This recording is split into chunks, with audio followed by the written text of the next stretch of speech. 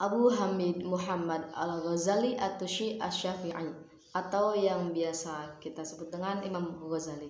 Beliau lahir di Tus pada tahun 1058 atau 450 Hijriah. Lalu beliau meninggal di Tus pada tahun 1111 atau 14 Jumadil Akhir 505 Hijriah.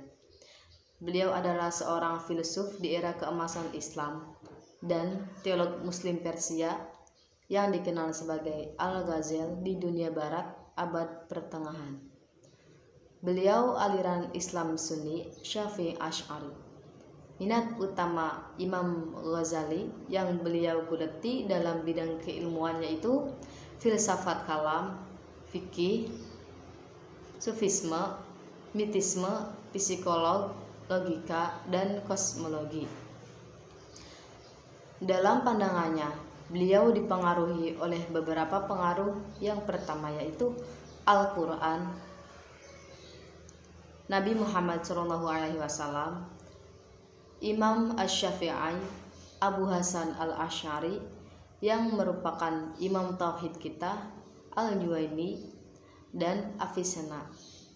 Beliau mempengaruhi beberapa orang yaitu Ibnu Rushd, Nicholas of Auterkrut, Aquinas, Abdul Qadir Bedil, Descartes, Maimonides, Rahman Marti, Fakhruddin Razi, Ahmad Syir Hindi, dan Shah Waliullah.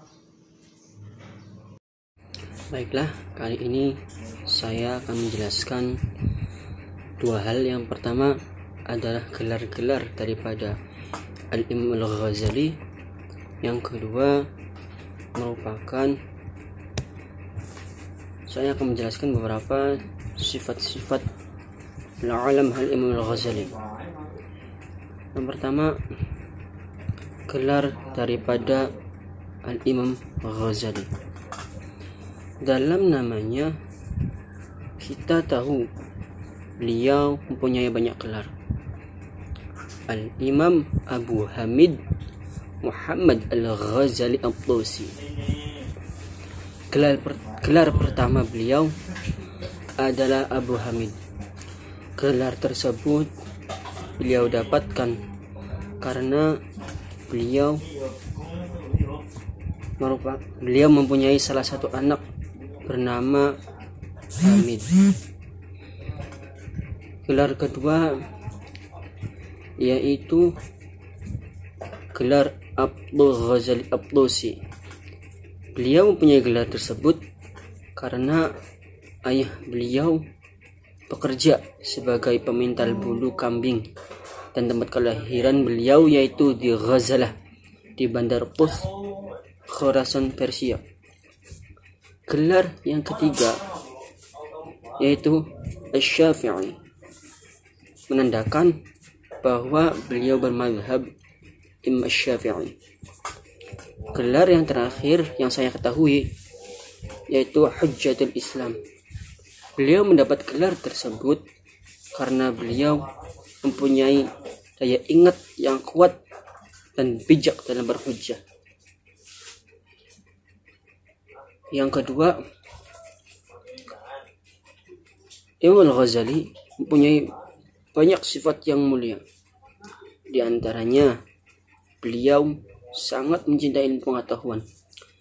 Dalam riwayat, kalau tidak salah, menyatakan seperti ini. Beliau tidak memegang buku hanya dalam 2 waktu. Yang pertama, malam pertama beliau dan istrinya. Yang kedua, pada saat ayahandanya wafat atau ibunya. Saya kurang jelas ya. Yang kedua, beliau benci terhadap sifat riya, megah, sombong, takabur, dan sifat-sifat tercela yang lainnya. Yang ketiga, beliau sangat kuat dalam beribadah.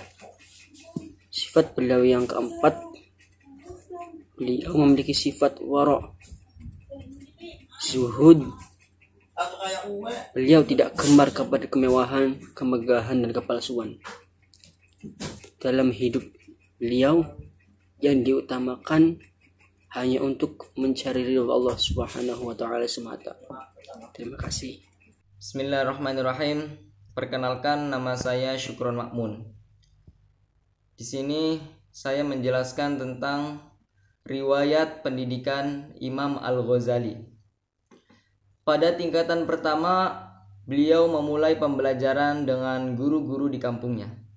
Dalam pembelajaran tersebut, beliau dapat menguasai bahasa Arab dan Parsi dengan fasih.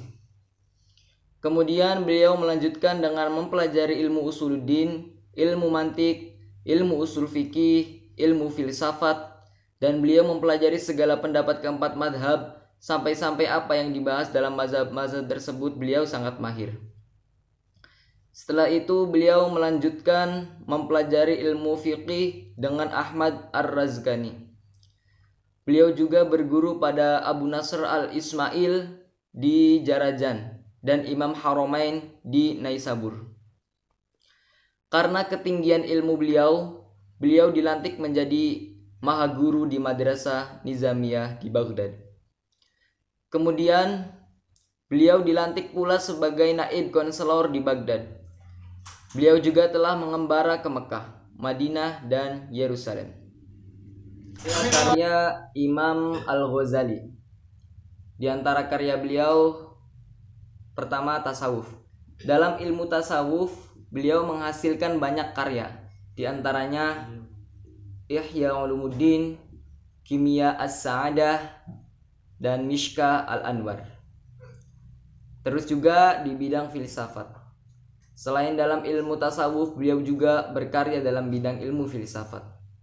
Pertama ada Maqasid Al-Falasifah dan Tahafud Al-Falasifah. Dan ada juga logika. Dalam bidang ilmu logika, beliau juga menghasilkan beberapa karya, yaitu yang pertama Mi'yar al-Ilm, Al-Qistos al-Mustaqim, dan Mihaq an-Nasr fi al-Mantiq. Terima kasih. Itu saja yang dapat saya sampaikan. Kurang dan lebihnya mohon maaf. Wassalamualaikum warahmatullahi wabarakatuh.